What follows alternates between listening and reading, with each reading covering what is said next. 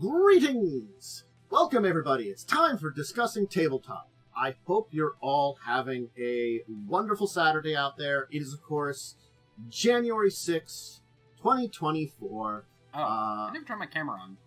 You didn't turn your camera on. That'd be acceptable to do, though. There you go. Watch it switch us. It did switch us locations, but that's fine. You know, I could put names on these, but I just choose not to most of the time for the video, for people that are watching the video, not listening. Which, I am technically recording the audio today, so if you're an audio-only listener, I did manage to figure out how to get this all to work. Yay! It's the inaugural episode of that. If not, you're watching either live on Twitch or on YouTube when it gets uploaded there later on. Well, hey, you know, you can see our wonderful mugs. Anyway, we've got an interesting docket of topics for today. Man, I haven't been on Discussing Tabletop since last year. Neither have I! Wow! God, that joke. Sorry, It's fun. It's acceptable as a joke. It's nice, and by nice I mean it's awful, like, snowy, and it's turned to kind of rain, so it's going to kind of be, like, frosty, rainy for a while. So I have no idea how it's going to be for, like, you know, tomorrow or the day after that, but God, yay, winter weather, we finally got some. I wasn't looking forward to it. How are things for you? I mean, weather-wise, we have a frost advisory. I've never heard that before. That is very unusual for your section of the country, since you were Southern California, you know? Yep. I don't even know what that means. It means it'll be cold, and, like, you know, if you have things that are affected by frost, it'll be affected by it. It's like, people that grow, like, tomatoes outside and stuff like that. That's where it comes to importance around here. Like, oh, it's a frost advisory. Like, when you get the first frost of the year, they're like, oh, the tomatoes are going to die. Got to get the rest of them out, you know. Got it. But anyway, I guess we should get to the actual tabletop topics today for news, because we got a couple of topics to talk about before we go into our deeper discussion for the week. We'll start with, of course, Starfinders. The second edition of it is having their field test number 3. So if you're unaware, similar to what they did with Pathfinder 2nd edition, for Starfinder 2nd edition, Paizo is having field tests, which is basically play tests. It sounds cooler and more sci-fi to call it a field test, I think. Is what I'm assuming. So if your link will be either in Twitch chat or in the description or wherever you want for looking into that yourself for the article. But it introduces some more ancestries. Android, Vest. So that's the big thing. It's just introducing 2 new ancestries. So it's not a lot. I think they're kind of going very slowly with about a lot of the material. I think the earlier field tests gave you a bunch.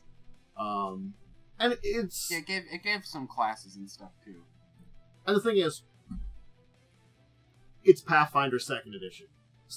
It's the one thing that, like, Starfinder was very close to the 1st edition Pathfinder, the original edition of Starfinder, but there were some differences between it.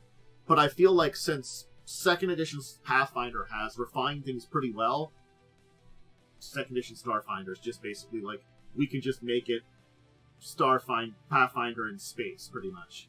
There'll probably be some slight differences between things here and there.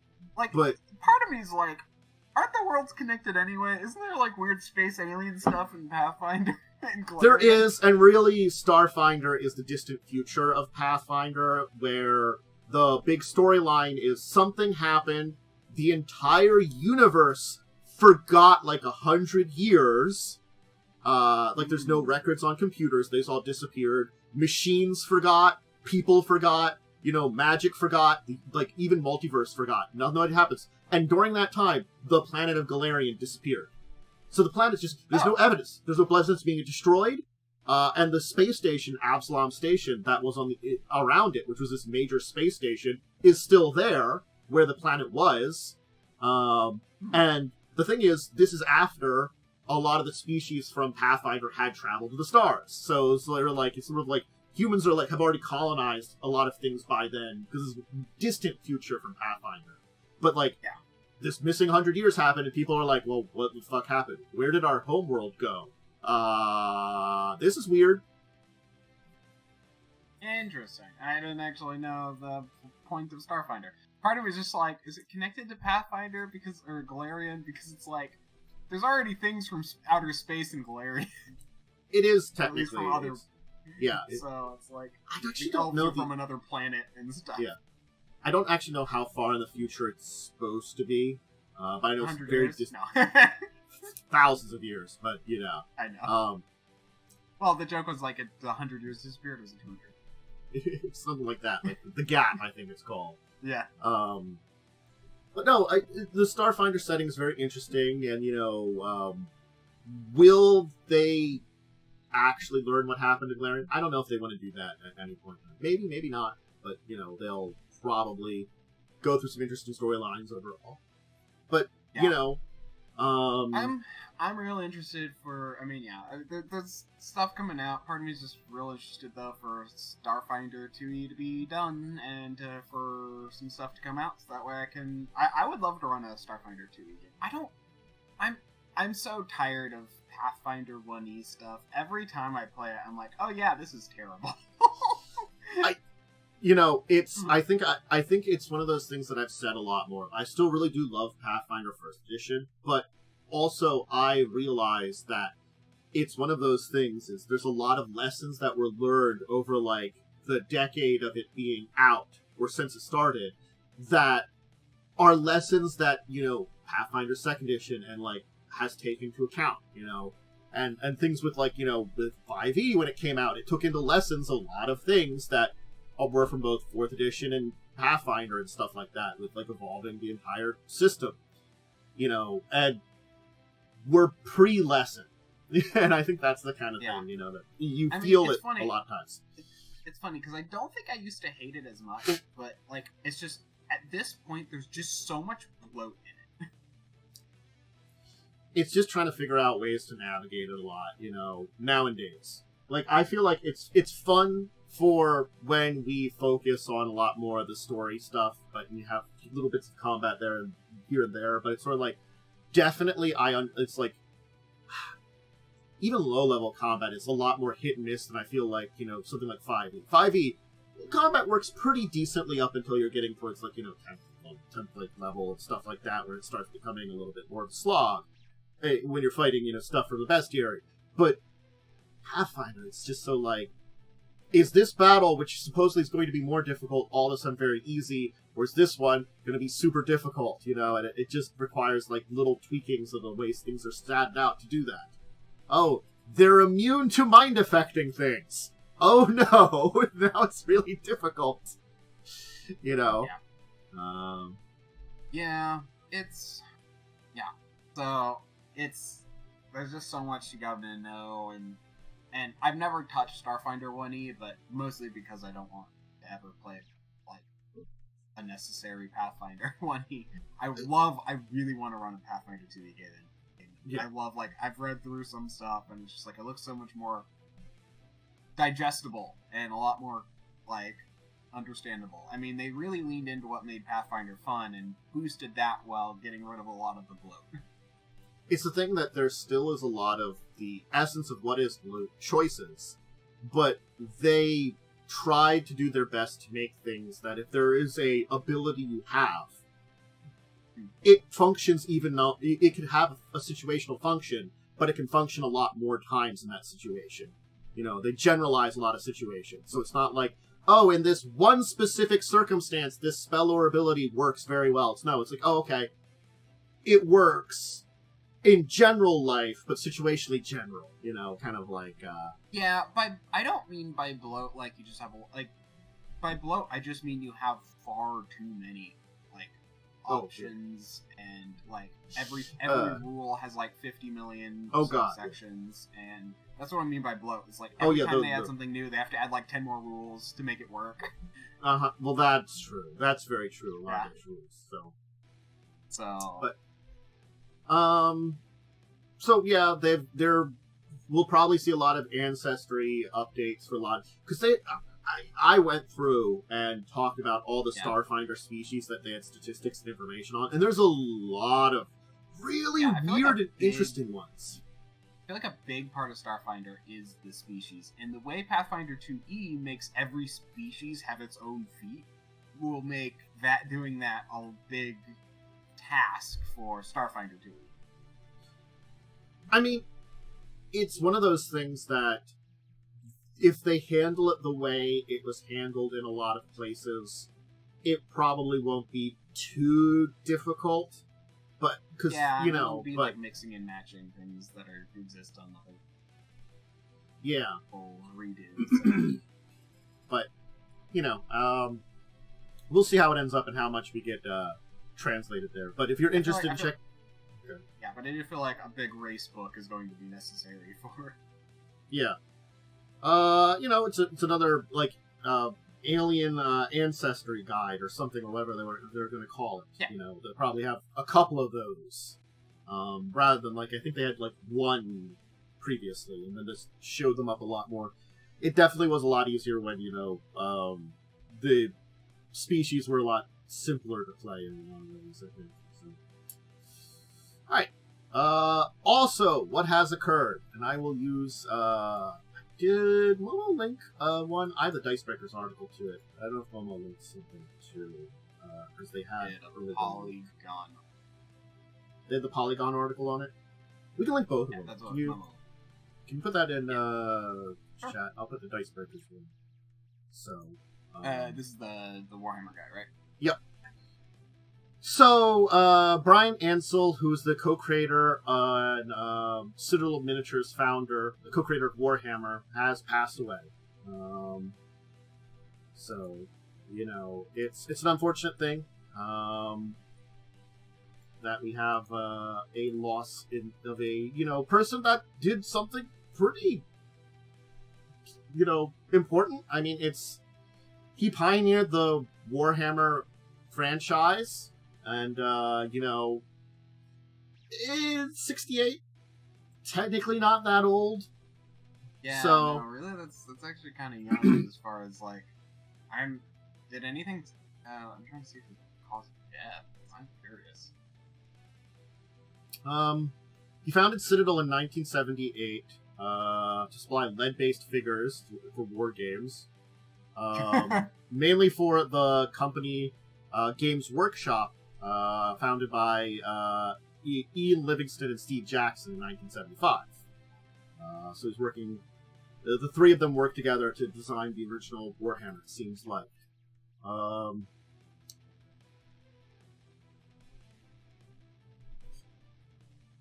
He helped design Warhammer Fantasy Battle in 1983 with a couple others. And Ansel bought out Livingston and Jackson shares, becoming the managing director of Games Workshop. Yeah. And he helped craft the Fantasy Battle and the original and 40K from the company. He put the direction towards those. Yeah, I don't know how common wargaming was before. Was Warhammer the first wargame, or was it just the one that blew up, kind of like D&D blew up? Because you have to remember, D&D was originally based on this thing with war games. Yeah, but so I know, but was Warhammer the first wargame, or just the one that became popular? Think so. Or... Because it was one of the first ones to become popular. Yeah.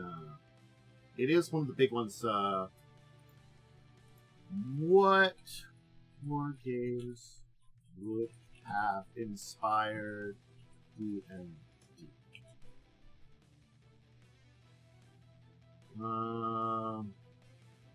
Chainmail is where that inspired D&D. And it looks like... Oh, yeah. Yeah, the only thing that's said is he died at home with his family. Doesn't say why or how. Yeah. I'm trying to like look here and stuff like this to see if there's any other information in either of the articles.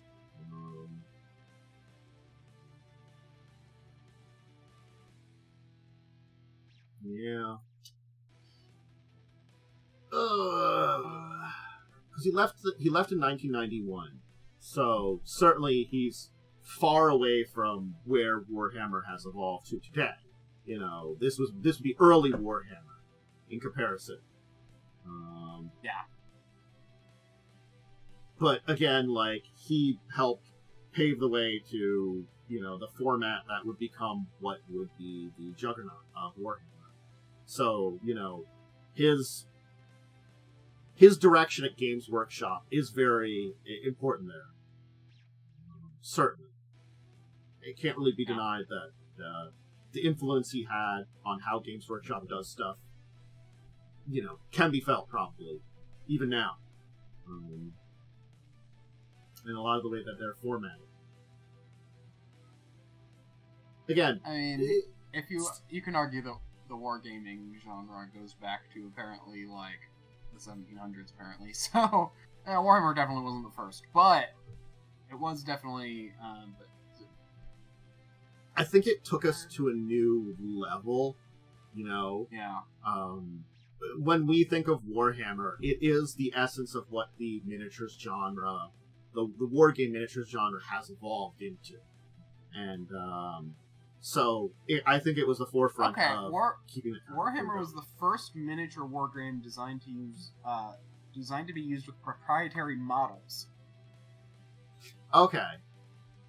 Yeah. Yeah, other war games before were designed using generic models that could be bought from any manufacturer. Warhammer had original characters with distinctive visual designs.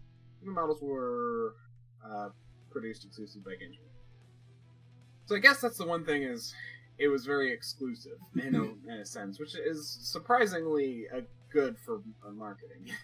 Yeah.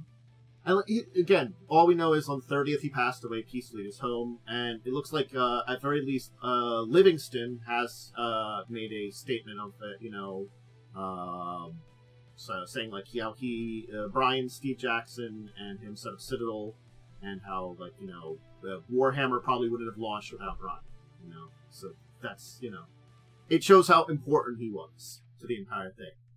It wasn't one person, but a lot of the direction and, you know, the essence and probably the push to create this was there from this person.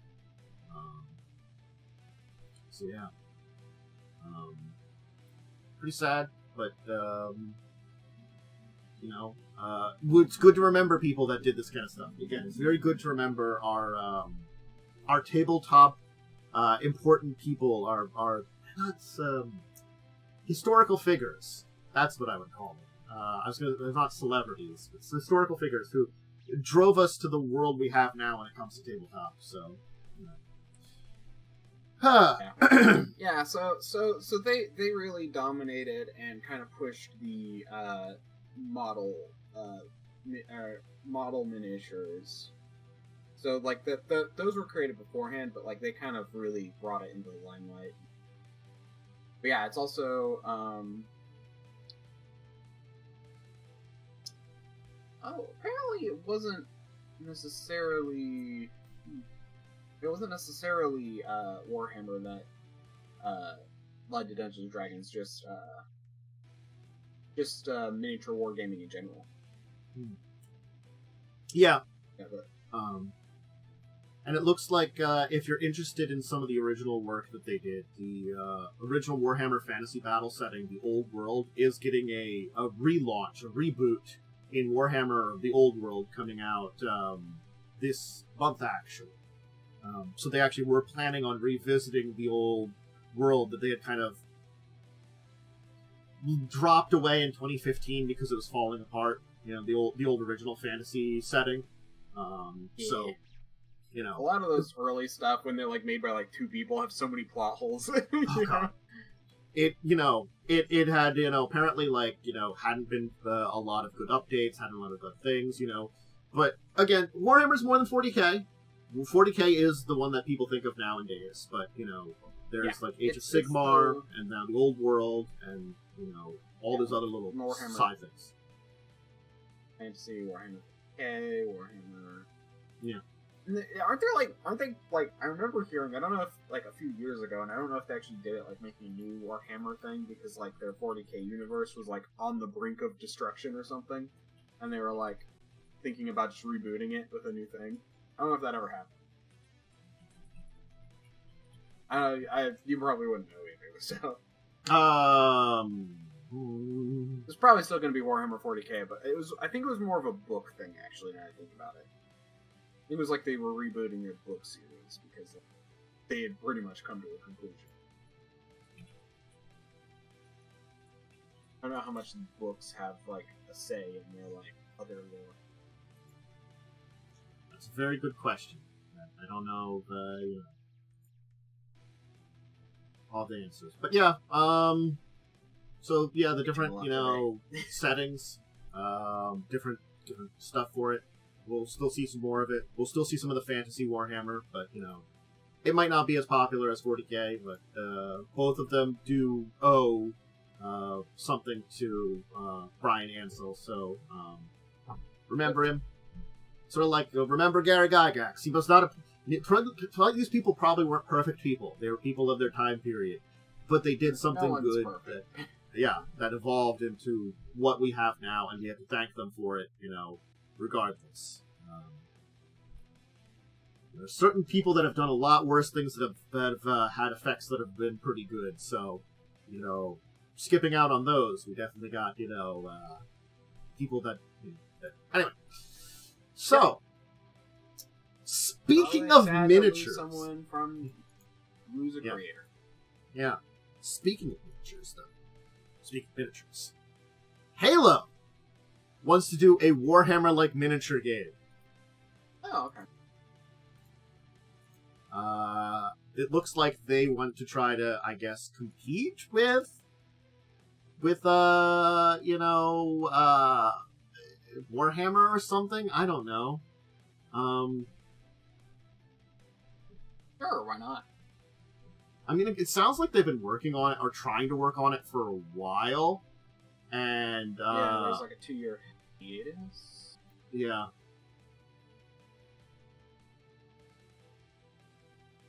Well, it looks like, the, Mantis Games,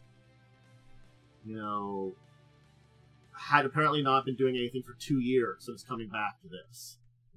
So that's kind of interesting that they're like a tabletop company that hadn't put out anything for 2 years. Wow.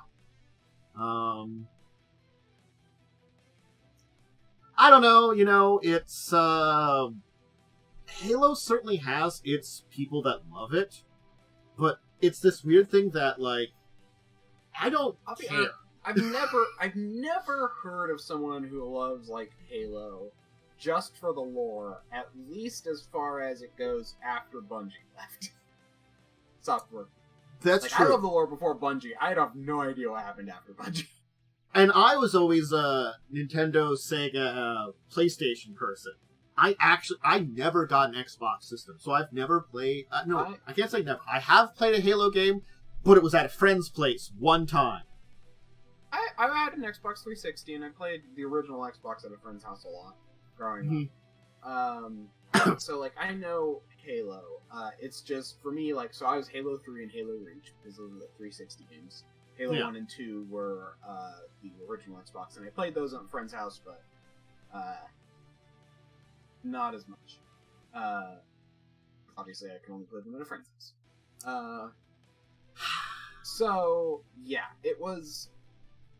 I liked the Halo lore. I don't know, like... Cause, like, they brought back... I mean, well, to be fair, he wasn't dead, but they kind of brought back Master Chief for Halo 4. Yeah, the secret ending of Halo 3 is that he's not dead, and he's just had to put himself into stasis. But, yeah, Halo 4...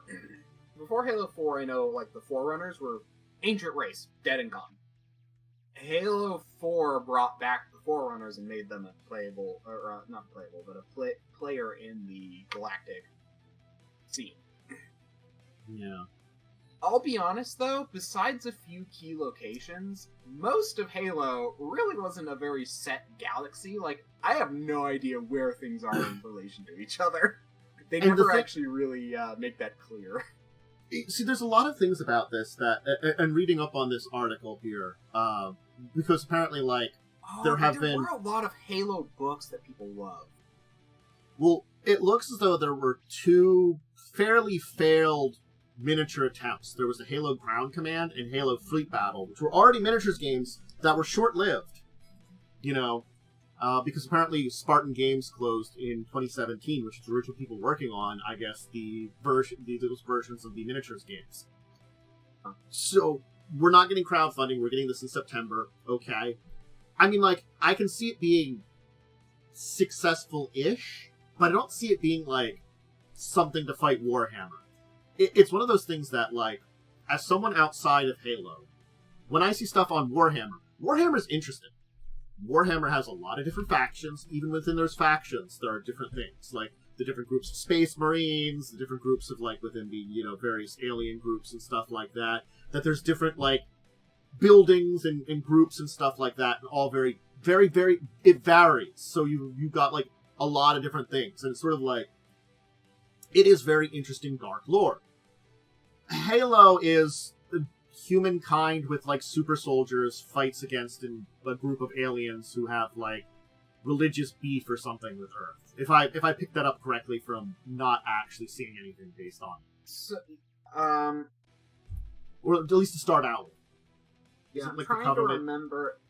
Covenant has, like, religious beef or something, like, with Earth. It's not with Earth specifically, I don't think. But it's with, like, the area of space that humanity is controlling, had important, like, Forerunner artifacts that they wanted. I think Reach was one of them. That was the whole Halo Reach, and the conquering of Reach was to, like, get a hold of something, rather, or maybe to get closer to something, rather. I honestly haven't looked into Halo stuff for a long time, so I'm blanking. I used to know it pretty good, but...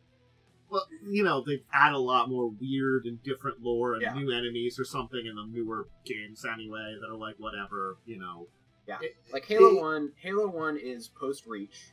Halo 2 is the attack on Earth. Halo 3 is, like, the Ark, which is a whole Forerunner thing. I should say, yeah, Halo 1 is on the Halo just after Reach. So they leave Reach, basically... In fact, in Halo Reach, you protect the ship that carries Master Chief at the very end. The Master Chief leaves. They find the Halo, which is, I think, what the Covenant was looking for, and then they basically don't want the Covenant to get it because the Halo is apparently some super weapon. But then they succeed at fighting them off. Halo 2 has the whole Arbiter thing. Oh no, Halo 2's not on Earth. Halo 3 starts on Earth, I think. Yeah, so they, Halo 2 is... Oh, yeah, no, I think humans destroy the Halo in Halo 1. And Halo 2, there's a whole thing where there's the Arbiter trying to get redemption for failing his mission, while Master Chief, and there's a second Halo, and they fight, but then I think the second Halo also gets destroyed, and then they invade Earth. ODST technically takes place in the middle. Master Chief comes in, they find something that takes them to the Ark, which I think has, for some reason, some super, or the hive mind for a flood thing on it, but that ends up getting destroyed, and that's where you lost me. You lost me earlier than that. I'm sorry. Like, you know, there could be some interesting things there for some storytelling, but, like, it's also, like, I do feel like, you know, the Spartans are they're interesting. They're not quite, like, as interesting as some of the other things, you know, for super soldiers as they go. And I mean, so here's the thing. I actually think it has potential because of the unit variety already present in Halo. You have 4 different alien races, or is it 5? I can't remember. Yeah. You have the Arbiters, the Prophets, I forget, like, what they are, their names, I just remember, like, what they are. Then you have the Grunts, the Jackals, and then the Brutes. Again, I don't remember the actual species name, they have them, but... and then you got humans, which also have Spartans and troops, and then ODST soldiers, etc. So it's like, you got a lot of variety. So we do have some variety there. Yeah. Again, like, And then I think it comes down to so we got variety. The story doesn't seem terrible. Honestly, it seems fine. But again, like, and with the introduction of the Forerunners, because I did play Halo 4, because that came out on Xbox 360. So that was the last one I played. The story introduced the Forerunners, which have their own, like, crazy machines. Like, they're basically the machine faction. So you got variety there. So you could have some neat armies. I don't know how Warhammer builds armies per se, but I know, like, you generally focus them around a type. So orcs, humans, and I think that you have to do that. Orcs, humans, elves, etc. Yeah, there's definitely certain rules for it. It's like you go for a faction, and then within those factions, usually there's sub-factions. So sometimes you go straight to complete that one sub-faction. Or you can sometimes do, like, multiple groups within that, depending on, like, what you're building. Yeah, I know, like, with humans, there's, you know, the Space Marines, there's, other groups, and there's, like, you know, within the Space Marines, there's Space Wolves, you know, or... Yeah, the Space Marines something. have all their different, like, groups. Chapters. The chapters, and then there's also, like, the Inquisitors, and also, like, I've seen some of the lore stuff on this within the last year, so I've learned a little bit. But you also have, like, you actually do have all, like, grunts who are just, like, regular people that they're like, here, have this horrible deadly laser pistol, which is, like, would just, in our world, would be, like, the most murderous deadly thing, but it's just, like, a pea shooter in this universe. So, good luck. There's all of you can get this for cheap. It's a pea shooter against anything that's not another human.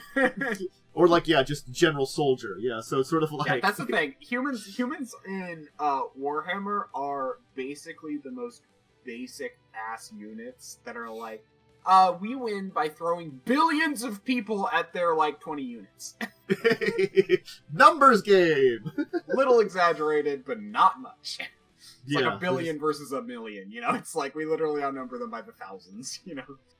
1,000 to 1. And that's how humans win. We are the ants. Chuck numbers at them. I mean, again, I do think it might be interesting. I think it could be successful.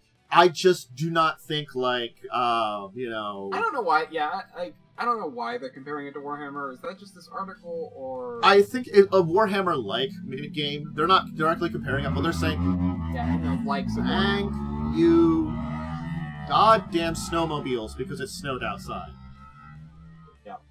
Yeah, they just say Warhammer-like, so... I think it's the idea that anything in that industry is going to be compared to Warhammer no matter what. You can't get away from it. True. And it's like, I think it could find its place in the tabletop thing. Will it be more successful than the last two? Maybe. There's been 2 attempts already, and they haven't gone far, so... I don't know. You know, Mantis Games seems to have had some success in the past, so they do look like they're a good company, but again, like, 2 years off is a while. So there's a lot of, like, question about if it's going to be, like, how successful it's going to be. I don't know. We'll have to wait and see. Honestly, I hope for the best. We'll maybe talk about this when it comes out in September. Because I think that's when they're planning their release date. So. Yeah. Alright. You know, it's not a week without something going on with AI, it seems like. I thought you were going to say with Wizards of the Coast. That's another thing. It's not a week without that, too. God damn it. So apparently, there's a big suit against Midjourney. Not Midjourney. Midjourney, yeah, sorry. A lawsuit against them.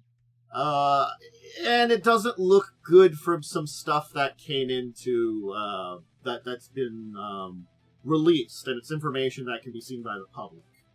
And it includes, like, a lot. Apparently, without permission, they used a lot of art and stuff from, over 4,700 names that include a lot of big names that do cards for Magic.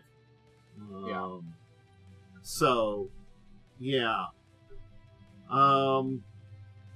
Independent artists are apparently saying they use copyright images without credit, compensation, or consent. So it's going through the California's North District courts. And, it's the unfortunate thing. This might be needed. Yeah, so this is a thing. So Midjourney, it does, as far as I understand it, pretty much just does like web scraping to find art. What that basically means is it basically just gets it from where it can. It was one of the earliest ones to come out, which is why I think it happened that way. So their database is probably huge and includes lots of stuff from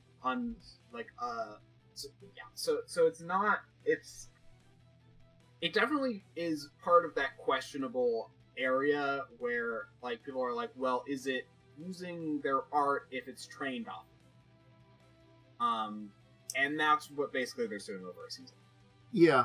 And it looks like, from the information that's provided, they got a list of basically, like, artists that do Magic cards on Google, and basically dumped it in there. And we're actually, like, testing out, like, making their own Magic cards based on those, to begin with.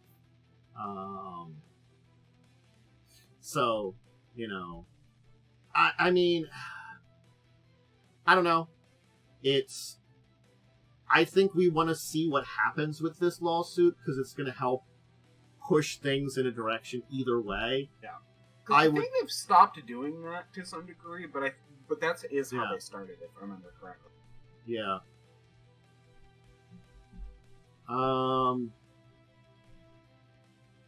Definitely. Wait, hold on. Yeah. The resulting image may not be outwardly resemble the training image, as long as they're derived from copies of the training image and complete with them in the marketplace. At minimum, Staples uses ability to flood the market with an essential limited number of infringed images will inflict permanent damage on the market for art and artists. It's a parasite that is allowed to perfectly... Yeah, AI is a parasite that if allowed... I don't like where this is coming from. This is not very, first off, no. Second off, no. It will never completely get rid of art. I don't think we'll ever, we will get to a point, but I just don't think that AI art is going to be... Yeah.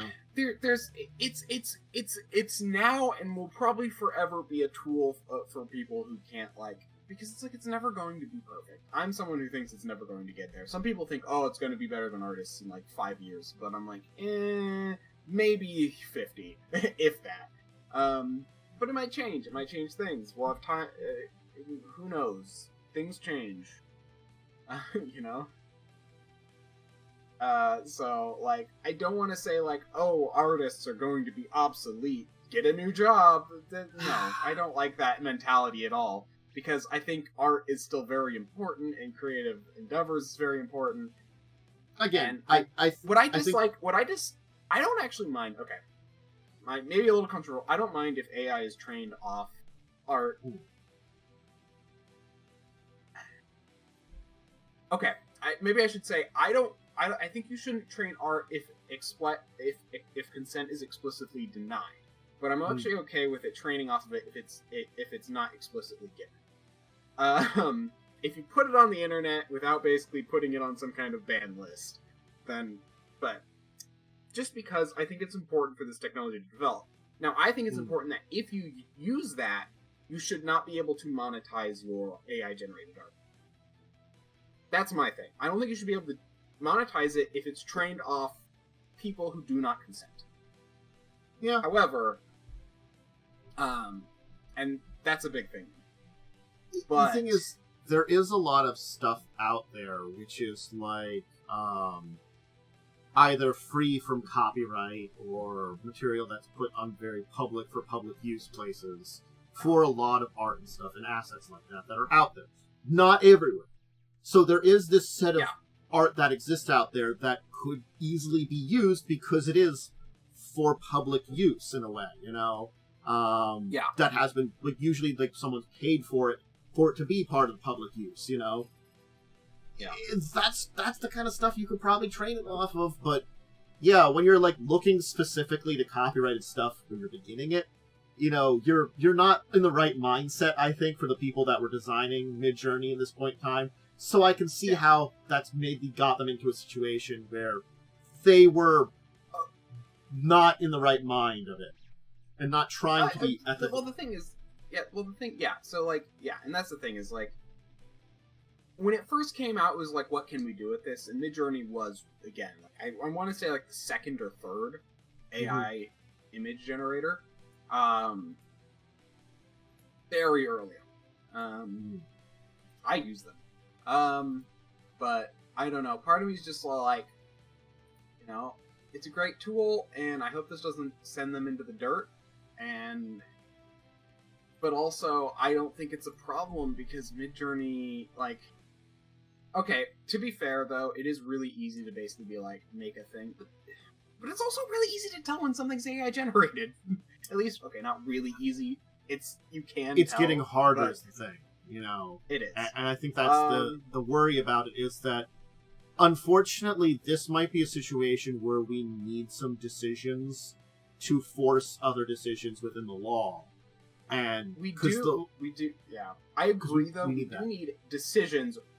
Whether or not I agree with them, I think they do need to be made. And this might be the opportunity to force that. I don't know. But part of me worries this is also just a thing to, like, drive the way... Based on the lawsuit's wording, AI is a parasite. That is like, a harsh language. That is harsh language. That is very harsh, and I feel like it's people just trying to shut down Midjourney for the sake of shutting down Midjourney, which I do not like. Again, I can also agree with that. You know, I'm hesitant to dive into a lot of the stuff with AI, and I respect that there are a lot of artists that, you know, rightfully so, feel threatened because of the way that, honestly, corporations across the globe, with unchecked, unbridled, you know, stuff, will use this abusively. And, you know, that's not good, honestly. So we need some decisions now, because, honestly, I can see why they're worried. Is the AI something we can get rid of? Honestly, no, I don't think it is. It's something that we're developing more and more of, and we're just going to have to make better decisions with it. And yeah, the parasite idea, it's one of those things that it's a very harsh language for something that it's not necessarily accurate either, because parasites usually draw things and don't do anything positive. It's could be parasite itself, just it can act parasitically, but it could also act symbiotically if done correctly. Here's my opinion on it. Mm-hmm. The parasite is not the AI technology itself, but the people who use it improperly. Yeah. You know, I can see that. I can see that that's a better way of like, you know, but... Yeah. Again. But, like, just trying to add to a database off of, like, art, like, I can see where there's some, like, legal gray area there, where it's all, like, you know, they say, oh, we're it's like something said, oh, they're laundering and creating database of artists. It's, like, to train Midjourney off of. And so, like, that's a very leading way of putting it. Yeah. Trying to expand their database to make their AI better, probably, you know, is more what I'd say, and trying to find places to get art from, which is very hard right now with everything cracking down, and they made a mistake, it sounds like. I would give them the benefit of the doubt in that. I don't think they're that, but... Again, like, I think this is one of those things that it should be decided with the court whether they kind of went too far or not in this case. And I think this is one of those times where they are honestly, at least on face value, seeming like they're skirting a line. They might have skirted a line. Did they cross it? Did they not cross it? I think that's going to be an important part about this decision here, and might help pertain things. I don't know. I don't know what's going to happen from this one. I just know that we need more decisions and more talking in important places about AI, and we just fucking don't get it. So, Okay, I wonder what you do. let's talk about an incredibly expensive Pokemon card. Like, the only thing that's more expensive was that goddamn One That was a Ring. response to a joke. You're breaking up a little bit. Sorry. Oh, yeah, my. Okay, I should be back. No. Should be back. So- soon. Okay, you'll probably be back soon. Well, I'll introduce with this one while your thing is crapping out a little bit. So I just reconnect real fast. we have what's now the most valuable Pokemon card, Pikachu Illustrator, which there's less of 50 of them in the world, and it's sold for $580,000.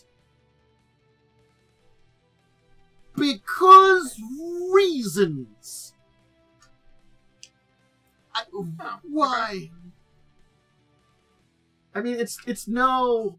This is like so weird because it's like, okay, there's less of them. It's not quite the One Ring that Magic did as a fucking annoying promotionable, but like, How much did that One Ring sell for? was it like 1.5 million or something like that? There was only one of it or something. I think the person that bought it, someone famous bought it off of whoever found it. Oh, it was the guy who like they made a secret lair out of bought it. Yeah. I'm not remembering his name off the top of my head because I'm not Henry in Cavill? kids. No, that's the No. one guy. He was like a musician, I think. Yeah, he's a musician.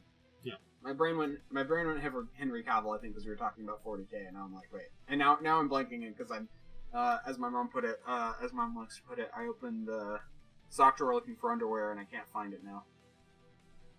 Brain. So, 41 of these things are known to exist. 35 have been professionally graded. Yeah. But apparently, collectible auction site hosted a thing for it on December 21st, and it sold for $579,500. Post Malone! Post Malone, that's it. Thank you.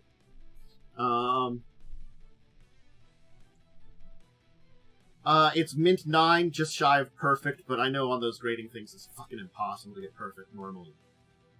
Literally, you have to, it has to, touch air for less than a few seconds, and you have to... Yeah. The last time a mint 9 sold was in 2019 for $195,000.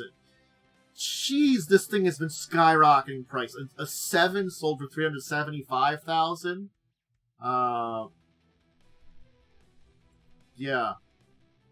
Fucking what the hell is with this entire thing? Oh, God. It's just... This just is silly. I don't know. This is just... As a person who likes collecting cards, this is just gone beyond silly, I think. I don't know. It's just a ridiculous number. Those numbers they're selling for are so ridiculous for these things. Ugh. Yeah, I mean, a lot of the early stuff, at this point I feel like it's selling for nostalgia half the time. Yeah, it's true. Because it's apparently a very early card as well. Yeah. You know, it's, I think it is the most expensive, Pokemon card. Again, I think there are some expensive Magic cards that are in the promo section, probably way beyond things like, people talk about, the Black Lotus and stuff like that, but that was printed in, actual print runs, So a bunch of these things are, promos that had, no versions of them or anything like that. So, yeah. People love their goddamn promo cards. Oh my God. There is one that sold for $5 million that was a PSA 10. Yeah. Gross. So $500,000 is actually a pretty decent price if someone want it for it. Congratulations! You bought very expensive paper, whoever's out there. You bought ink and paper.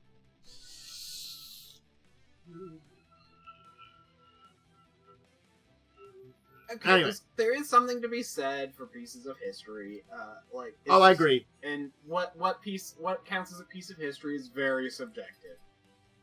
I think it's one of those interesting things that's sort of like, it's technically a piece of art because there's art on it. And it is a product that was made in a limited run. So I can see it having value. I think it's just like, because... I think it more of a history thing, because it's like things that you sell for like, or things that like are valuable are things that have historical value. Like a limited run of something is historically valuable because it's rarer. That's really what it comes down to. It's like, I mean, that's where like there was a period of time where I watched a bunch of those like auction shows, mostly because I was didn't have anything else to watch and I was bedridden. But I'm gonna say, I do think these will keep value, but I don't think it'll keep anywhere near these value. Give it like 20 years, and I think these things will lose a lot of this value. I think it still will be valuable, because it is something like paintings keep value, and even though there are some people, like there are some artists that still have expensive paintings that were famous artists that did like the same painting over and over again a couple of times and had multiple copies of it. That's a thing that they did. So I can almost see it the same way as that. But I feel like a lot of that fad, because like there has been a push on Pokemon cards and stuff like now, and it seems like fucking Logan Paul drew a lot of this stuff to cause this to be expensive too, with paying oversized prices. So it's been a jump up in the price of these cards over the last couple of years. Pokemon cards have gotten expensive. We'll see if it maintains it or if it drops. If you really like it, great. You know, it's cool. This is one of those things that I feel like it won't necessarily keep its value in long term. There are certain other pieces that'll be out there and like parts of games and stuff which do keep up their value. But like, give it 100 years and see where it's at. Or 50 years even. That's a question sometimes. Like, especially if you're spending a lot of money on something. Yeah. It's just...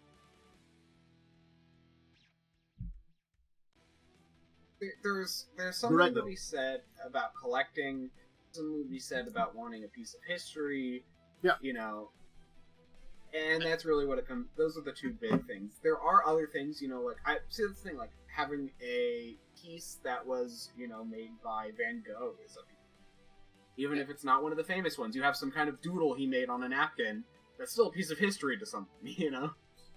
Again, like, and it's like, I do agree with you to a degree about it, definitely, that there is that historical side of things, and there's certainly a lot of objects that are out there that have both that historical, artistic, and, you know, collector value to it. Again, it's just like, it's one of the things that we see a lot. I was going to say, it's arguable, though. I'll let you finish, sorry. We've been seeing a lot of collectors' markets be artificially inflated in a lot of ways. And I feel like the Pokemon market's getting a lot of artificial inflation, especially. It's been happening with the video game industry, too, like the video game collection industry. Yeah, like I was gonna say that, like, in the long run, but in the long run, it really is just a piece of cardboard with a machine-printed art that happened to be, like, exclusive. I mean, like, if the Pokemon trading card scene somehow vanishes off the face of the earth, these things are literally not valuable. Yeah. So it's not like as big of a piece of history as I would say, and I don't understand why people would pay a bunch of money. Like, yeah, I'd pay $10 for something that's that rare, and maybe $100. I'd pay $100 for something that rare. I could see something that's valuable and neat and important getting up there to thousands of dollars and stuff too. I just think that, like, that's like famous artist price. That's like did something a couple hundred years ago and only did so many. I think that's why I see, like, I look at that and I'm like, that's too expensive. You know, that's, I think, why. Famous artist or current money laundering, as I like to call current famous artists. Yeah. So, there is something to be said about that, by the way. I actually read an article about why that is kind of the case, but that's for another discussion. So, I got one more topic for the main topics for today for things. We actually had some pretty beefy topics to talk about today, apparently. I'll put the Dicebreakers article, I've been using them to get a lot of articles to talk about, but also linked to the Backerkit. But apparently we got this is a pretty impressive amount of money for a Backerkit, for like a Kickstarter type thing. It's Backerkit though. $4.6 million to develop a RPG from MCDM Productions, which is done by I could not remember where I heard of his name before, but I have heard about Matt Koval. By name, Oh but gosh, I don't know. yeah, no, I've Matt Koval. Oh gosh, He's yeah, a no, you YouTube said dungeon it, master, designs stuff too. But apparently, like, because of the stuff with the OGL and stuff, he wanted to do he's yeah. do you remember your D&D edition is changing? I think that's Matt Koval. Yes. Okay. Yes. Well, I've heard his name before. Yeah, but yeah, I know, but it's just Critical Role. He does Critical Role. Okay, that's where I've heard of him from before. But yes, he's It's just I just saw the picture. I'm like, oh yeah, that's where I saw him recently. Yeah. I've still didn't watch that. I've got it sitting in my things. I just haven't had a chance to sit down to watch it. Same. But $4.6 million to create a fantasy RPG that's not D&D is pretty astounding number. It's one of those things is that can go really well or it can go really bad when you get money that much. It seems like we're asking for a big chunk, which was $800,000. But $800,000 could go to development and publishing, which can be very expensive. So I can understand $800,000 to publish in like a series of books. Let's say. Was that their actual goal? It was like yes, $800,000 for it. Oh yeah, I mean, they probably were going for something a lot more professional though too. Oh, 800,000. Sorry, yeah, and then it made $4 million. Okay, yeah, no, 800,000. Yeah, that's fair for a very big project. Yeah, but again, like, when you go over that by certain amounts, you start thinking about, like, how that can affect a Backerkit / any kind of Kickstarter type of things, crowdfunded thing. So, yeah. A portion of that does go to just making more of it to send out to your backers, but not actually that much more. There are some questions about it, they talk about their fantasy RPG in here if you want to check out I also put the link to the Backerkit there, but it definitely. Oh, did I put that into? I put that in chat. I'm trying to figure out what MCDM stands for. Because MCDM Productions, and the MCDM RPG. Yeah, they called it the MCDM RPG. But I'm trying to see if that. Oh, okay. So it's the MC. It's the RPG. I think it's. I think it's. Is that really it? Well, image credit Matt Koval / MCDM. I think he is the MCDM. Oh, Matt Koval, Dungeon Master. Got it. I figured it out. So it's his RPG from his production company. It did take me a minute too, because I was just looking at it there. I'm like, the picture they had it like limited under there where they set it and that like connected the buttons together, connect the wires together in my brain. So I mean, like, honestly, I'm glad it has success. I've not heard anything terrible about Matt Koval, so and his relationship with Critical Role seems great. People love him there. I haven't heard anything bad about him. Let's start a rumor that he punches baby. I'm just kidding. Yeah. So definitely, like, it's interesting to see that, like, it's yet another big name, because we've had, like, Tales of Valiant by Koval Press, the Orc stuff with Paizo, what is Critical Role's company? What is it? The one that's, I'm getting its name right now. I should know. Worthy to Press. No. Daring to Press, right? Yeah. Wait, what? Sorry, I zoned out and then I said yes. Daring to Press, the people that are the Critical Role Productions people. They're coming out with a game too. So this is like the fourth, probably I would call it big name, big production thing coming out of the OGL debacle. You know. Yeah, I mean, again. Kobold Press is putting out Tales of the Valiant under Orc.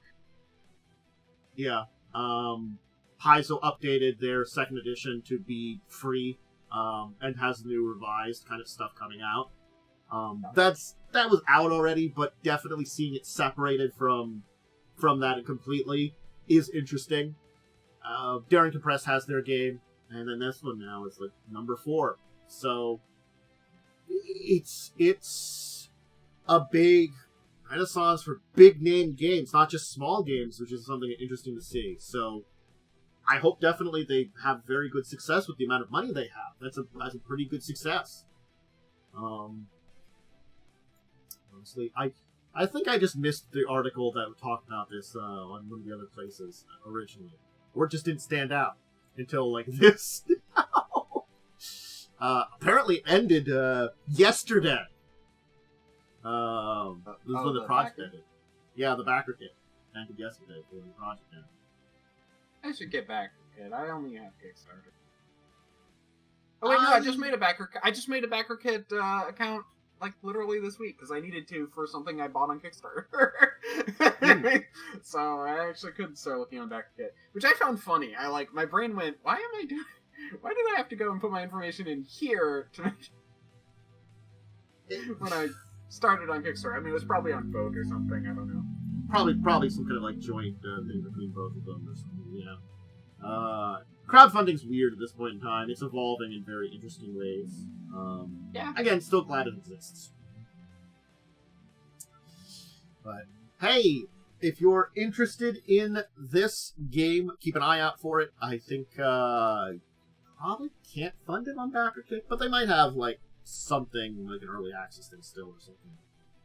Maybe not. Keep an eye on it.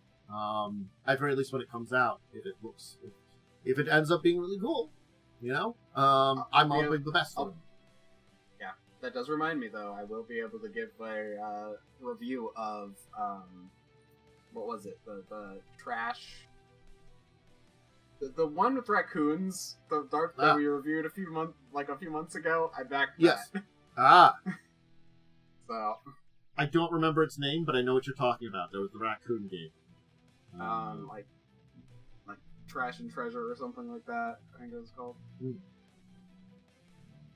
Yeah, so I'll be able to let you know, because I actually thought it was interesting enough to go back and back it after. Okay. Sorry.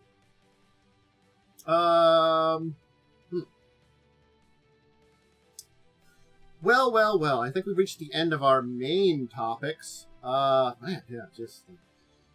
This is the normal time where I have a deeper discussion topic, which I kind of thought about doing something. And again, I think I had a couple ideas of what we were going to do today, but I was going to wait and see how long our topics took, and our topics took a chunk of time. So I think I want to do a what I would like to call predictions for the new year to kind of match with the good positives of last year.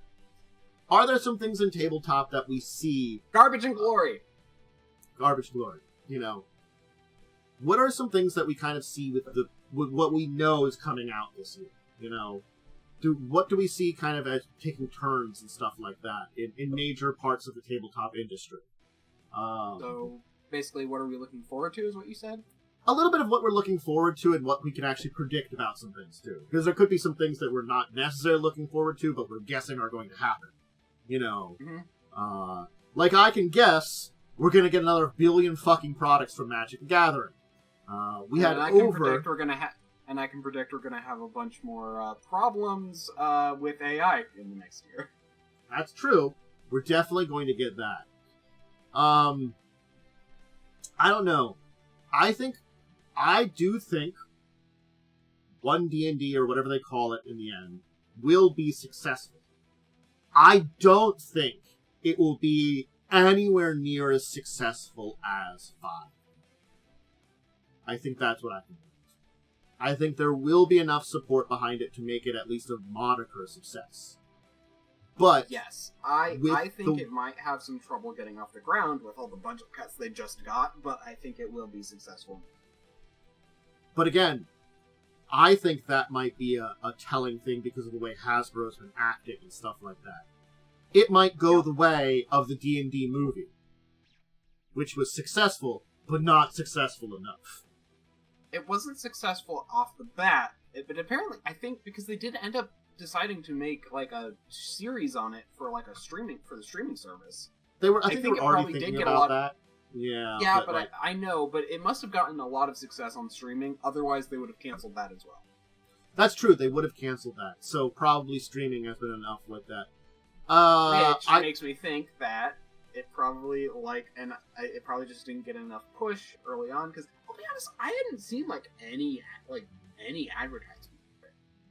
I saw some movies and stuff, like some movie previews here and there, but that's like, in front of YouTube videos, which I usually skip. Anyway. Yeah. So, like, part of me wonders if they just didn't do a great job advertising it, and maybe they're going to do the same problem with 5e, although that, or 5e 2024.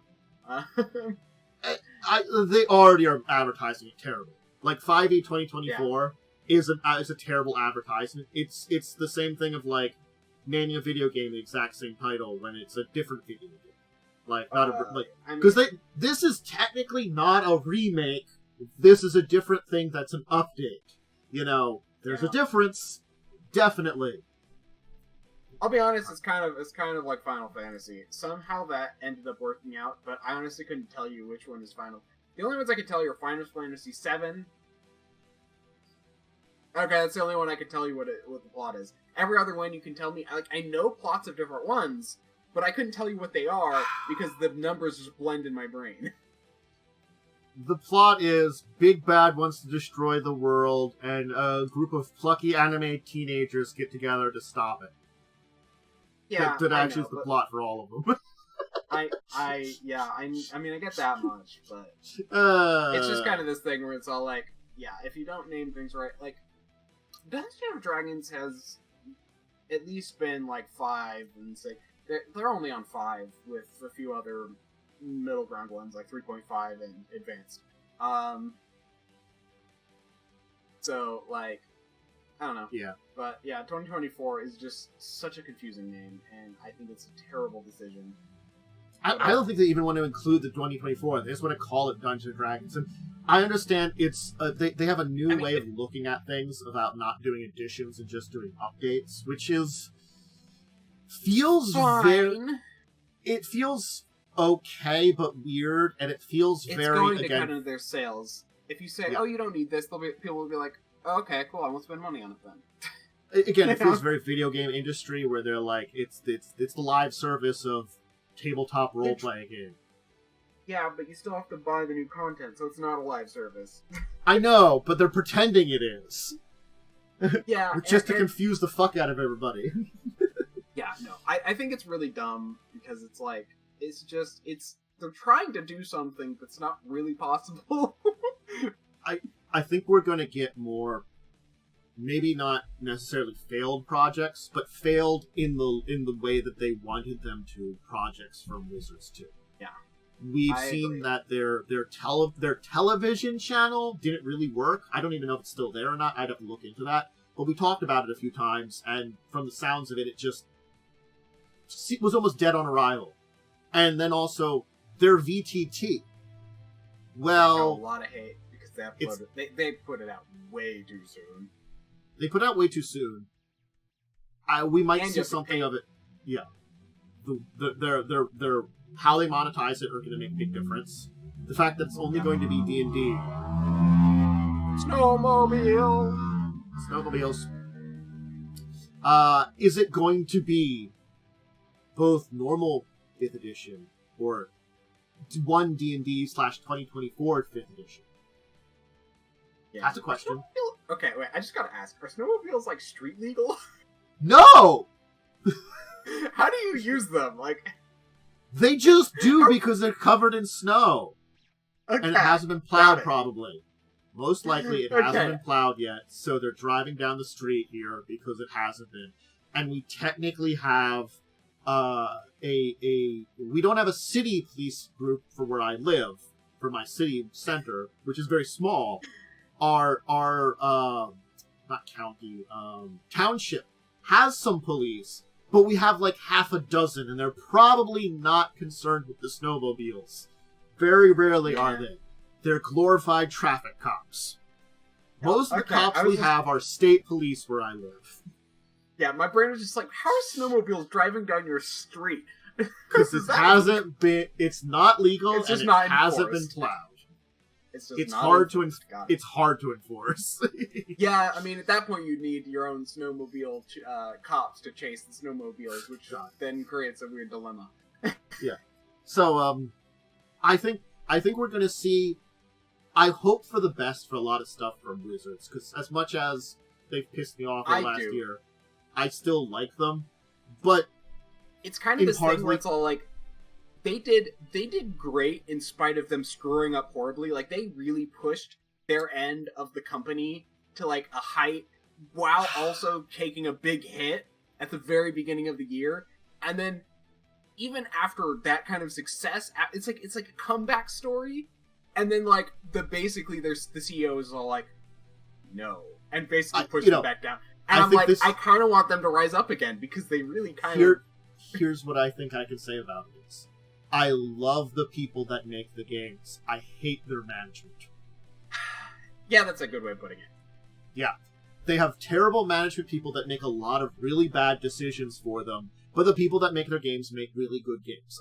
As much as I complain about the influx of Magic cards, they do still make a lot of really neat and cool Magic cards. Great art, great designs a lot of times, very interesting mechanics. Yeah, interesting mechanics.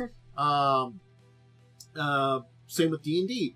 As much as, I have my misgivings about a lot of what the one D&D 2024 will be, there are some really good ideas they're implementing there from what I've seen. It's sort of like, crap, you've done some great, but there's just so much around it which is bad. So. Yeah, I am nervous for some of that, but at the same time, I think in the long run, it's going to be better. And I think it'll be worth playing the new stuff as long as you don't have to work too hard to get the new stuff. Okay. Here's a guess that's just out there. Just for some things to predict that I think will be interesting things. I definitely see that Steve Jackson Games is going to give us another Munchkin. I don't know what it was going to be, but we're going to get one because we always get a fucking Munchkin. Paizo, we definitely are going to see them continue on their path here. We'll get the other two books in their revised series, and I feel like that's going to solidify a lot of stuff when it comes to both lore and things. Because it's very interesting to see that there's a lot of the ways that name has changed and stuff since I've talked about a lot of Paizo stuff the past year. I do feel like I need an update video on the lore for a bunch of things that have actually altered, or certain things like Tiefling and Aasimars aren't called that anymore in 2nd edition. They're called something else that are part of the Planar Scions for the entire new rules of Planar Scions. It's also weird, some of the names of some of those they could keep and others they couldn't. That's kind of weird. They couldn't keep the Ifrit, but they could keep the Orid and the Sylph for the Genie Touched. That has a lot to do with what words were made up and then copyrighted, and what words are taken from historical contexts. Yeah, I think that's probably that's why Asmodeus is still free for them to use, because that's a actual historical name. It's they also changed Drow are now Cavern Elves, and they have a different name. Yeah. Which I'll have to remember, but I don't know if they're going to be the same-ish or different. Because again, the Drow of Pathfinder were very different. There were some similarities. They're both underground, but they're very different than the Drow of D&D. So, are they just going to repurpose their kind of version of the lore, or are they going to do something a little different? I don't know. You might not see that. It really comes down to basically really comes down to the what was the ones you mentioned? I know you can't do Ifrit, but you could do, what were the other ones you said? They technically changed the names of Aasimar and stuff. Yeah, but you said the planar science. I don't remember. Yeah, but but you mentioned too, like the Sylph or something.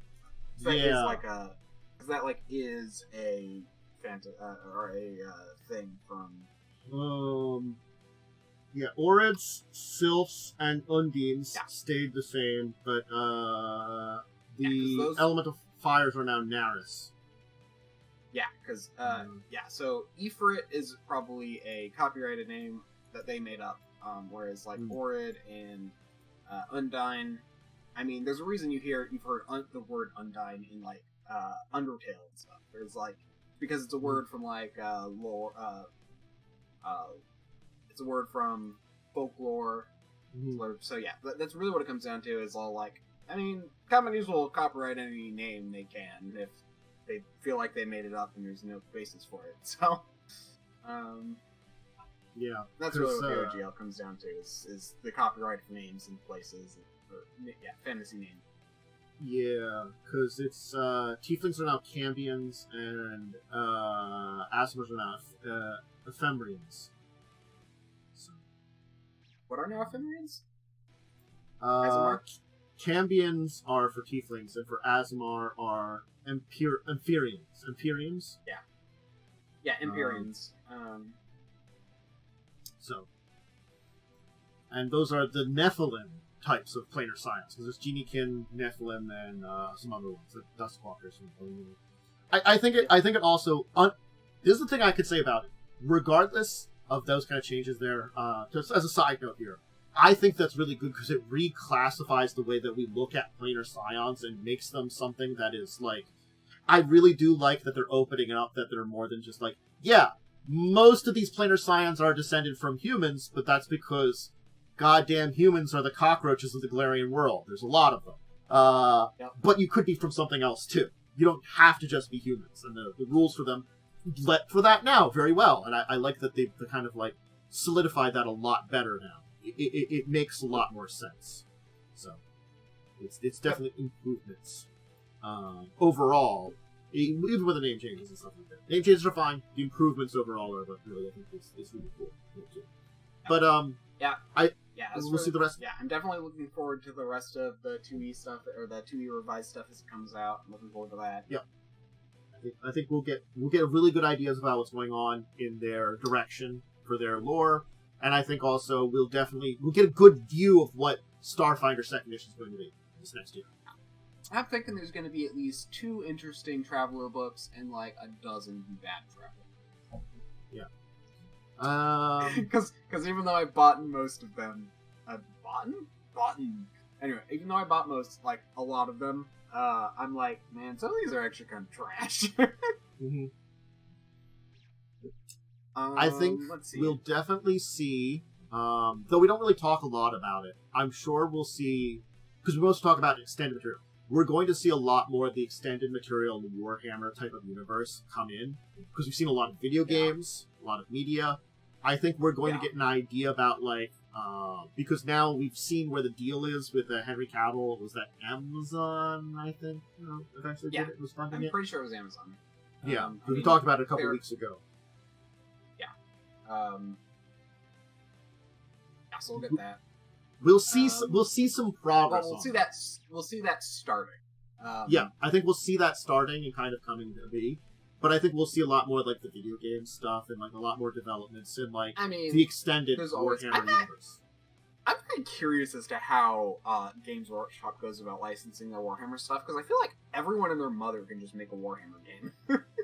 There's so many of them. It's they're using their IPs in a very smart way. In a way, they are honestly. It's a little bit of product vomit, but it's also getting out there in a lot of ways, and I think it's been very useful there. I think it's cool that like indie developers can relatively easily make something based off content they enjoy. You know, like there are a lot of indie developers who make Warhammer stuff. So, which I mean, I think that's the biggest problem with our current copyright hell is that like I've actually heard it like the worst part about the copyright hell that we're in right now is that you cannot take inspiration from things from your lifetime. Say, Steamboat Willie entered the public domain finally. Yeah, do you remember when, I was all like a teenager when I went and saw Steamboat Willie for the first time? Sorry, I'm doing like a teenage voice. I should be like, I was out when Breaking me, D, grumble, or demand. I can finally publish my Steamboat Willie fanfiction that I wrote 96 years ago. 96 years ago. Yeah, there we go. 90 years ago. That's an odd number. 96 years? I guess it was 95 okay. years. 95 years. So this is the 96th year. It's out. Gotcha. No. That's because it is, if I'm remembering correctly, 40 years plus the life of the creator. Ah! Yeah.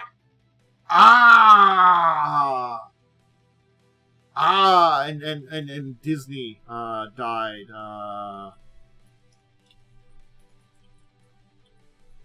How old were the original copyright was like 20 years or something, or like 10 years, then it got up to 20, and it kept going, and then it eventually got life of the creator, and then companies, such as Disney, started pushing for past the life of the creator so they can continue to own it after the creator dies.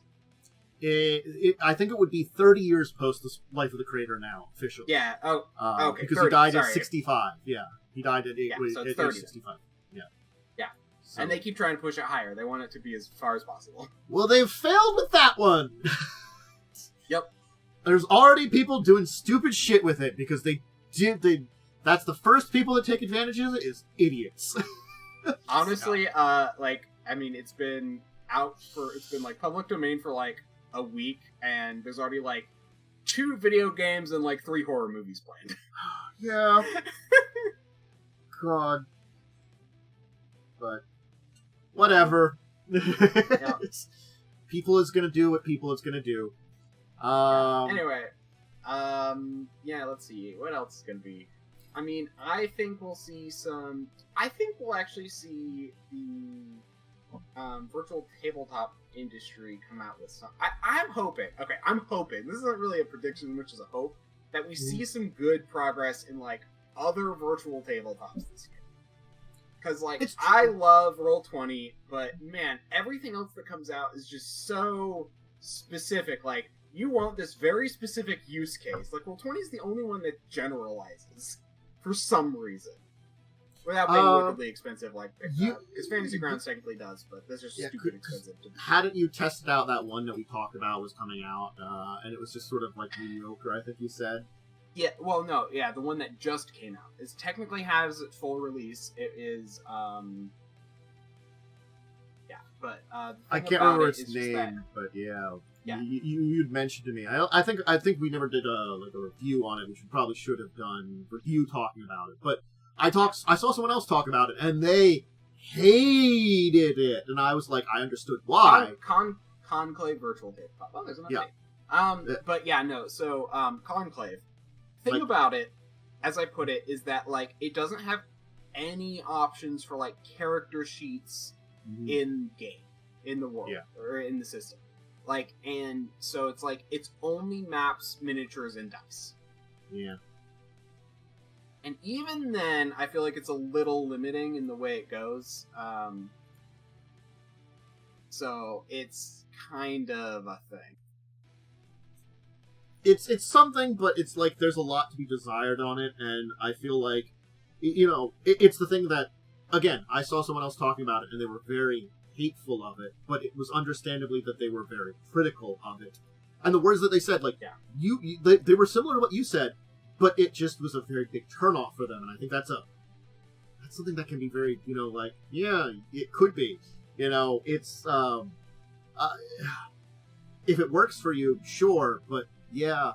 And I think that's, again, we are getting a lot of VTTs that are like that, though, too, unfortunately, that are just so honestly, limited. Yes. It's hard, because I feel and I don't know why, I've run into this a number of times, so many virtual tabletops focus on the visuals, and I don't know why. As it's there was another one which I kept track of for a long time called Astral Tabletop, which has now gone under. That like I kept coming back to it, and every time it was still very difficult to make a character sheet or to use a character sheet. But like the visuals were fantastic. They had really cool effects. They had like, it was crazy what you could do with it. But like, how can you play it if you can't like make a character sheet for your game?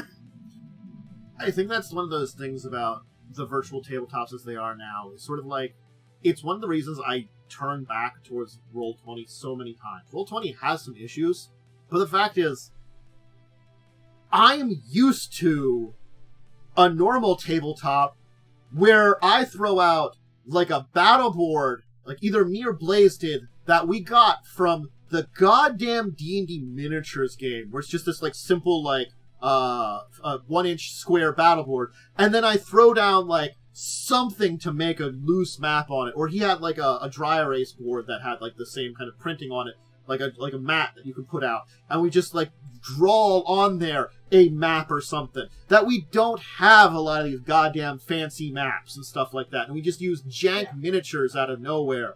I'm used to that kind of stuff. That is very, in essence, a lot of, you know, what it is to play live action tabletop a lot of times. You don't get a lot of the fancy unless you got a lot of money, and I think they're trying to recreate that with a lot of those, but I'm like, you don't need to. We can get all by with the jank a lot of times. You can keep it simple. I think the best part of Roll20 is their... Okay, I'll be honest. You can make a relatively simple sheet with very little coding. Mm-hmm. I find it kind of still limiting, but I'm kind of a perfectionist when it comes to that sort of thing. Understand. But that's also because I'm just really bad at CSS. I hate CSS.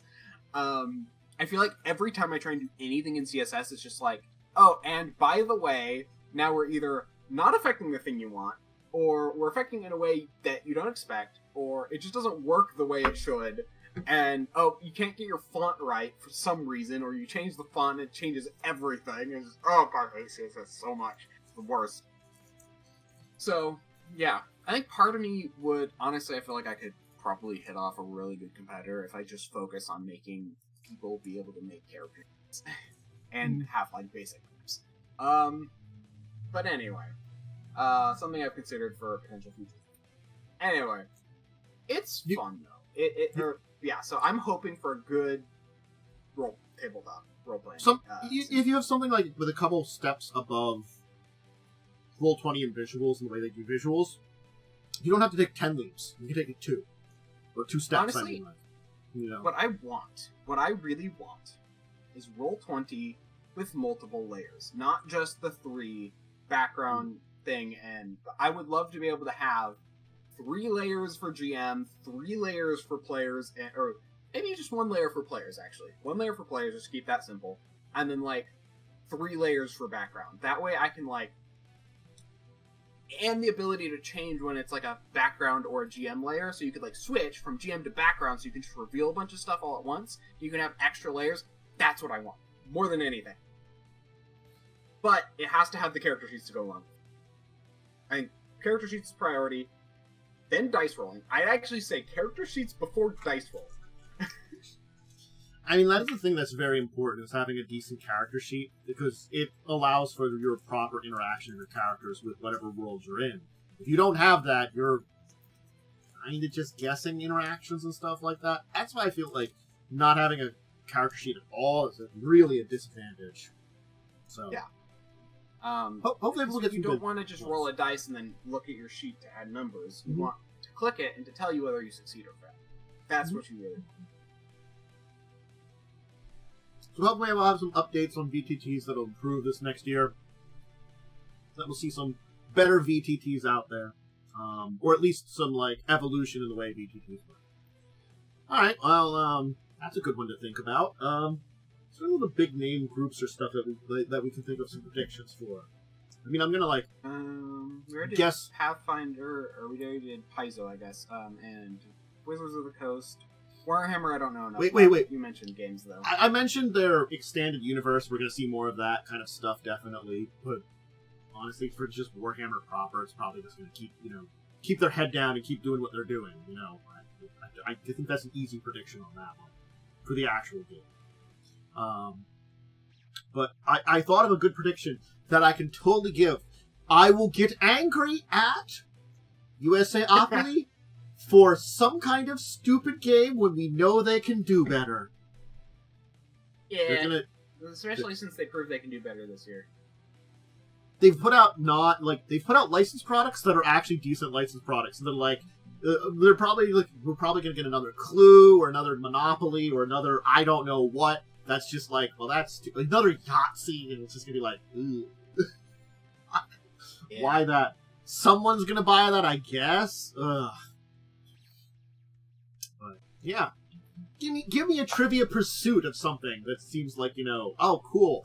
That's at least something that relates to whatever it is, but it's just answering trivia on it. Give me like Marvel Trivia Pursuit or like Friends Trivia Pursuit or something like that. Go to the Trivia Pursuits. They're not a Monopoly. I think we're gonna get an announcement for a Baldur's Gate 3 DLC. Here. That's an interesting one. Yeah. Not like a complete thing, but I think we're gonna get an announcement for it. It's just too popular not to have an announcement. That's true, and it's been they haven't said anything positive or negative about a DLC. I think they kind of skirt around the topic. They have. They said they don't want to do one, but they might now that it's just become so popular. And there are a few areas that I've heard them mentioning possibly doing DLC, like they're mentioned possibly doing an upper city, because in the game you only go to lower city Baldur's Gate. Yeah. And they could also just do another side quest or something. Mm-hmm. I would love to see not necessarily a Baldur's Gate 4, but just another D&D game by them. But that'll probably be a few years away. I did think of something else related to Pathfinder and Paizo that we're going to see. I think we're going to see some more of their extended products that they've been trying to do extended product lines for. I'm not sure what they're going to be. Oh yeah, Paizo has been doing that kind of stuff. Yeah, I wish them the best in their video game endeavors. They're definitely jank right now, but I wish them the best. I think.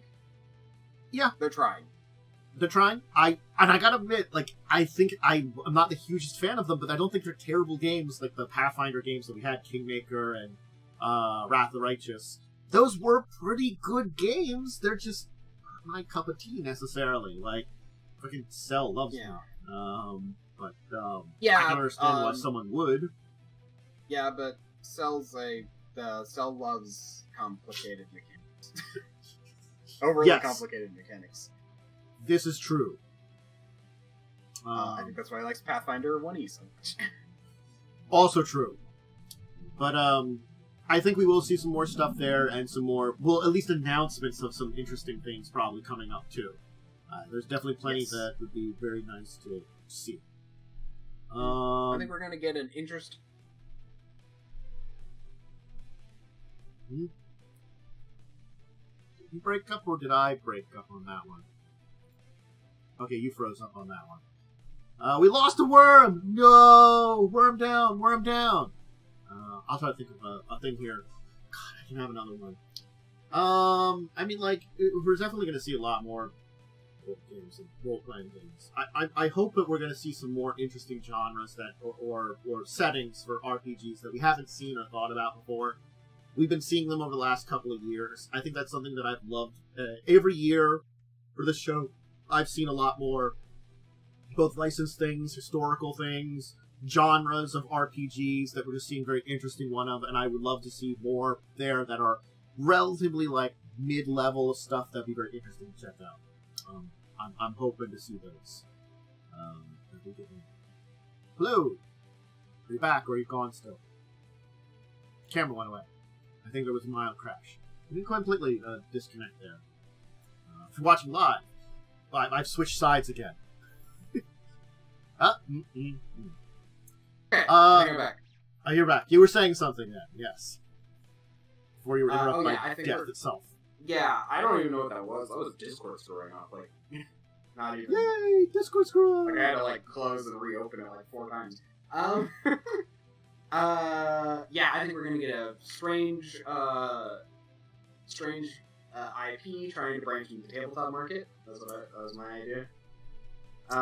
My thought was we were going to get some, like, decent IP also, but you're right, they're probably also going to get some strange ones trying to get in there. But I thought, like, decent IP getting into RPGs, some more interesting genres or historical settings, because we've been getting a lot more of those over the years of, like, oh, this setting's an RPG.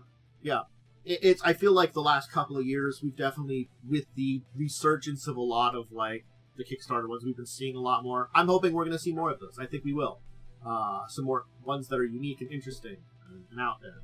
But I think yours is also true that someone that you're like, should this be tabletop and or an RPG? Probably not, but okay, now it is. Yo, you know? Spelunky RPG. Don't give him ideas. just don't give him ideas. I don't know if there's anything else I can think of that I can really predict about this year. I think those are the big ones. Is there anything else you can think of that's a big thing that related to that? Hasbro's gonna do more dumb shit. Oh, God. Well, I mean, Hasbro / upper management within Wizards is probably going to do that all the time. Yeah. I feel like they've just been really bad the past year plus. Well, feel like, no, they have been. I don't have to feel like it, they have been. Last year just has been a series of terrible decisions, which could have lasting repercussions on at least how the game is presented and being sold. Won't get the game to go away, that's for sure. That's very difficult. Yeah. But at this point, like, absolute worst case, it goes under, but then it'll just be picked up by fans. I think that you really couldn't have Magic the Gathering go under with how expensive it is right now. I think what it would be is someone would buy it up from Wizards or D&D. Well, that's again... D&D, like, I know. I don't think it can, but I'm just saying, like, if somehow it went under, it'd be just picked up by fans and be fun. Yeah. No, we'd see more stuff there. I just think that the two main product lines that Wizards do, they're going to exist in some way or another, and someone's going to publish stuff for them and own the IP for it. It's just, will they sacrifice what they are? And will we get well, I worry that we're going to get another Magic collapse. I don't know if we can at this point in time, like we did for a while there, when we had the last collapse for a while, which was around... There was a collapse in the Magic economy and a lot of the products, in the Fallen Empire's Ice Age era, that scaled back things a lot for a lot of years and put Magic into a weird holding pattern. I think the secondary market collapsed, and that caused the primary market to have issues. Got it. There was also issues with the primary market too, in a lot of ways.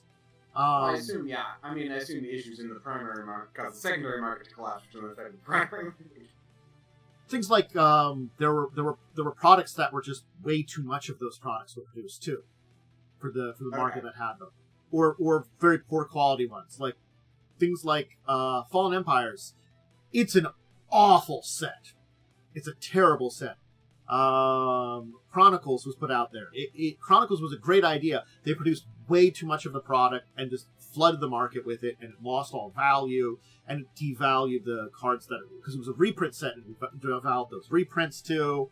And there was a bunch of product lines similar to like the Fallen Empires that just didn't have as much support. It was a terrible time for a lot of things that like the markets rebuilt and stuff like that. And yes, there were cards like goddamn what's it called? Black Lotus and stuff that kept their value. But there was a time period when I was paying attention to it that was in the like early 2000s where like a lot of cards just like tanked price there for a while.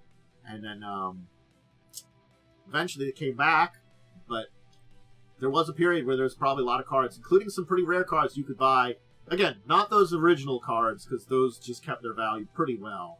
The limited stuff, but like stuff that's like expensive from sets from that era that was dirt cheap for a while. So again, it could happen again. There could be a market collapse from the way they've been doing a lot of products and vomiting a lot of stuff too. But they don't make the market stable for a lot of things with the way they've been doing stuff. But yeah, they have been making. It does seem like they've been making choices that are making it very volatile, which can be good or very bad if it has. So it really depends. Well, it's also things like the Universes Beyond. They're doing so much of it now, it's hard for them to keep up with their Universes Within versions of them. Because they have been doing those for some things. They did those for, like, The Walking Dead, for Stranger Things, for Street Fighter. I didn't know they had done it for all of those, but I heard about that recently. But then there's, like, things like the Lord of the Rings entire set. Yeah. You can't keep up with that. And then those cards, they're just going to get more expensive, because the chances of them having a deal that they could reprint them in perpetuity is slim. Most likely it's a one and done for a lot of these things. Yep. So, Universes Beyond it's again, I think I've talked about my feelings on it, but it is this like just ticking time bomb in a way. Possible. Yeah. We'll see. We'll see if we get developments on that end. But I think that's some good predictions for the next year. Yeah. Some are educated guesses, some are wishful thinking. Some are hopes. Yeah. Yeah. Or fears. Messianopoly.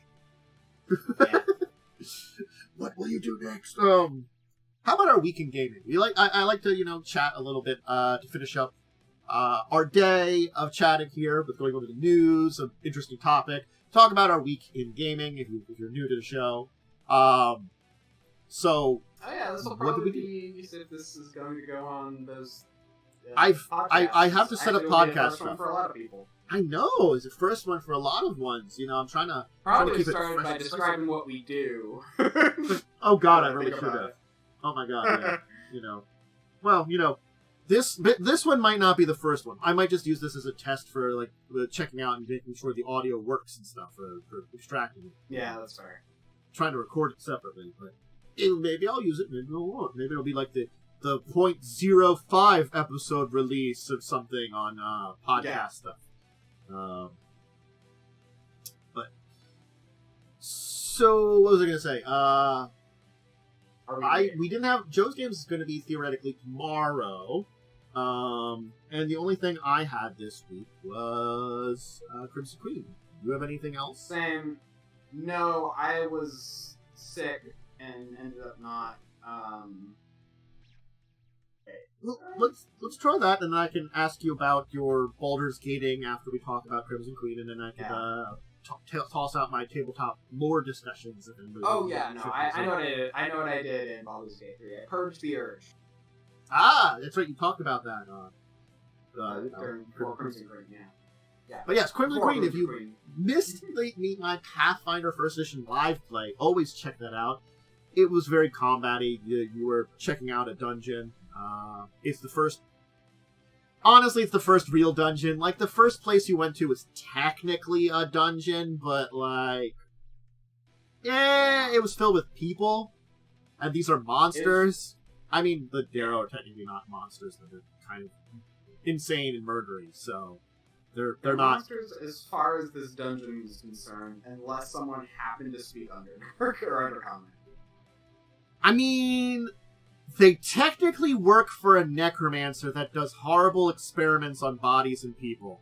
They probably don't have they have less morals than the criminal element you eliminated at the beginning of the series. Because Lan has pretty low morals, but there are probably things he wouldn't do. Yeah. I enjoyed the dungeon. It's not done yet, but I thought it was. I think we definitely have our roles. I am definitely the tank. I'm glad I expect a little bit more of the tank.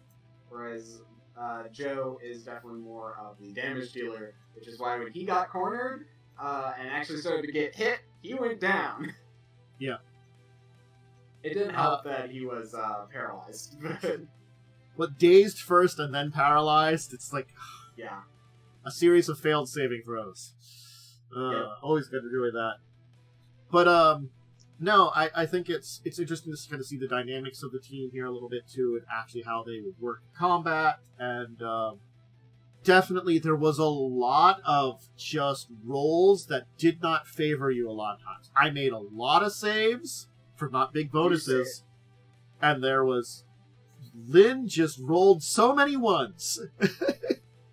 Yeah, like 5 ones in a row, I think.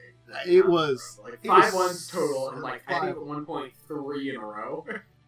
It was certifiable. It was like, wow! Yeah. There's a lot. The game just said no. So, yeah. So, she was just like, well, okay, someone else's turn. But, you got to go through a good chunk of the dungeon, not to say. You're definitely over... at least halfway done. Maybe over halfway done. It's kind of like at that line where I know how many more encounters there possibly is, but, like, there's really maybe, like, you could have as low as 2, honestly, depending on what you did. Yeah. I did like the point where I'm just all like, You know, like, I didn't see any traps, so I walked in. So I was like, you gotta be careful. It's like, you know, like, you don't know. And I'm all like, I look for traps. I didn't see anything. I'm going. It's just got some weird... Yeah, it's like, it's got magic spell on it. Whatever, you know? Yeah. It's a magic spell, but I didn't see any traps. It's probably fine. We'll figure it out and we'll deal with it. Yeah. I don't know if anybody, like, because, oh, well, I think you could have detected magic traps. Like, if one of you took a 20, you probably could have seen it. Easy. I think you could have rolled to see it too, but, like, no one rolled very well in the perception. Part of me is also, part of me, like, out of game was all like, what are we gonna do about it? We don't have anyone who can disable traps. It's fucking, it was goddamn acid splash too. It's like 2 acid splashes that, like, bother you. It's really what happens is, like, when it goes off, then the, like, construct snake monsters that are in there activate and fight whoever's in there. You know? Yeah. But there technically was a way to pass through there without setting off stuff. But... Oh, really? What was it? It just says there is a way, so I assume if you, like, detect the trap, you can, like, get through it, because the Darrow and stuff pass through there all the time. There's, like, a way you can walk through there, I'm guessing, that, like, avoids stuff, you know, like, step on these places, you know, in this order, kind of thing, to avoid the trap. I'm assuming that's what it is. But it didn't say in the book, it just said there is. It would specify, like, if you'd seen it and studied enough, you probably could figure it out, honestly. That's that kind of thing. It's like, they're not giving me the exact details, because it's just if you avoid it, you avoid it. Because, I mean, like, if the snakeheads in the wall are just snakeheads in the wall, they don't bother you. Their constructs with the order attack anything that's been splashed by acid. You know, they're constructs. They're very, very simple orders. They have no minds. But you also missed it. I did do some lore dump tabletop to talk about. If you want to check those out, some of them are up on YouTube. Some of them are not. They'll be coming up in the next couple of days. For the stuff from the Thursday still coming up, and then stuff from today. I talked about Ixalan from Magic the Gathering, the Plane, on Tuesday. On Wednesday, I talked about basics of Geniekin, Suli, and the Five Kings Mountains. And today, I talked about the Black Hand from part of the Sabbat from Vampire, which is always a very interesting topic. Black Hand may or may not exist anymore. Goddamn, Suli are apparently the best Geniekin there are. I'm sorry, just because, like, honestly, Geniekin from Kazmarin are probably not, you know, the best situation, because there's genie binders in Kazmarin who, like, summon genies and capture them. So that's not really a necessarily great situation. That's not the only way Geniekin are born, but the ones from Kazmarin are probably born that way. If you're not from Kazmarin, you might be born from, like, person just was like, I'm going to throw elements into my soul. Yay! This is a great idea. But that was an interesting topic, and some of them are just so interesting to talk about too. You know, And then 550 Mountains was a fun one to talk about too. I like all the topics I talked about. Honestly, I like talking about tabletop lore and stuff like that, and the worlds that are invented, and tabletop mechanics too sometimes. Check all those out. They're going to be up on YouTube. Some of them are now, some are going to come up in the next couple of days. Alright. I think that's it for the day. I think that's all we've got to talk about. We had a nice long show. We had some good topics to talk about, and hopefully some good predictions for this year. I don't know if we're going to revisit at the end of the year to see if they came true. That might just be like, hey, stuff happened.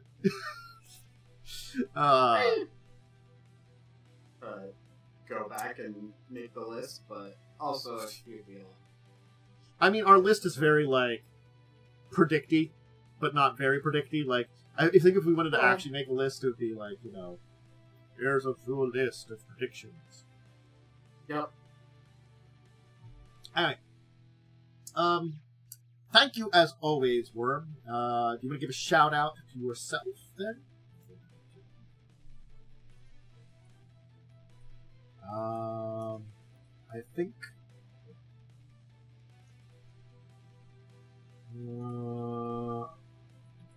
Did I spell that correctly? I don't think I spelled that. No. I think Worm froze up again, too. So, before Worm can shout out, I'll give my information for anybody that wants to check me out and all my stuff. Worm might be coming back. Nope, that'll take a minute. Remember, I got a Twitch and I got a YouTube. Check those both out. The Dracovin Empire. Both of them. Oh, welcome back. You want to give your shout out before I give my shout out then? Yeah. Alright, I'm Diamondwyrm. You can find me on twitch.tv/Diamondwyrm or at Diamondwyrm on Twitter. That's Diamond and then Worm spelled W-Y-R. We'll start spelling it out a little bit if we're going to do audio. Yeah. But yes, for me, YouTube, Twitch, Dracovin Empire on both of them. So make sure to check that out. If you're joining us in another source and under those two, give the support son of whatever, wherever you are doing that, whether it's, liking, commenting, subscriptions, followings, depending on what platform you're on. Maybe check out some of the other platforms. You can always join us actually live on Twitch, 6 p.m. on Saturdays. Around that time we start on Twitch, and then it goes up on YouTube if you want to see our mugs and our chatting. Not everybody that joins us gets their mugs, but if they see me and Worm, we're usually on there with impressive jawlines and my scraggly beard, which I sometimes clip down. It will always be scraggly, but sometimes it's shorter scraggly.